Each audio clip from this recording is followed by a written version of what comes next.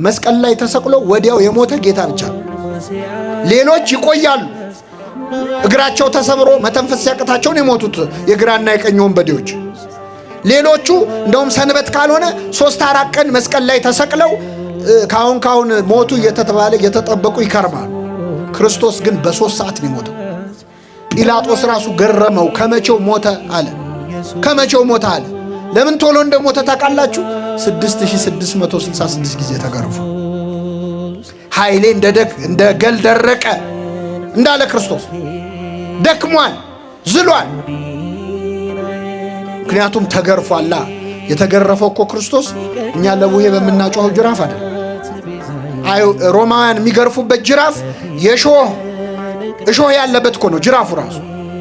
ሚስማር ያለበት የሾሉ አጥንቶች ያሉበት ሰውነት ላይ ካረፈ በኋላ ስጋ እየነጨ የሚነሳ።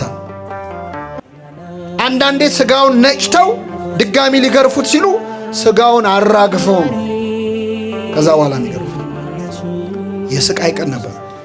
ስለዚህ በ3 ሰዓት ውስጥ መስቀል ላይ ስጋ የተሰቀለ እኮ ነው የሚመስለው። ባየነው ጊዜ እንወደው ዘንድ ደም ግባት የለውም፣ መልክና ውበት የለውም ነው የሚለው እኮ። መልክና ውበት ብቻ አይደለም፣ መልክም አልነበረው። ሲያዩት አይመስልም፣ ተሸፍኗል በደም። በዛ ሁኔታ ላይ ያለ ዮሴፍና ኒቆዲሞስ ተነሱ። ኒቆዲሞስ በቃ ማታ እስኪመሽ አልጠብቅም አለ። ዛሬ ነው በአደባባይ እምነቴን የምገልጸው። ይገርማል። እንዴት አይነት ጻድቅ ነው ኒቆዲሞስ!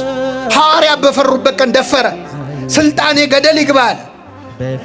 ሀብቴ ለዚህ ቀን ካልሆነ ለምን ይሆናል? ወጣ በአደባባይ። ልብ አድርጉ። ክርስቶስ አይቶ ሊታዘበው የማይችልበት ቀን እኮ ነው ያቀናል። ክርስቶስ ሞቷል እኮ አይደል? እንደው ሲያየኝ ያዝንብኛል እንኳን ሊል አይችልም። ሞቷል። በሞተ ሰዓት ሐዋርያ ሆኖ ተነሳ ኒቆዲሞስ። ከዮሴፍ ጋር ተነስተው ወደ ጲላጦስ ሄዱ ይላል። የኢየሱስን ስጋ ለመኑት። እስኪ በሉ የኢየሱስን ስጋ ለመኑት።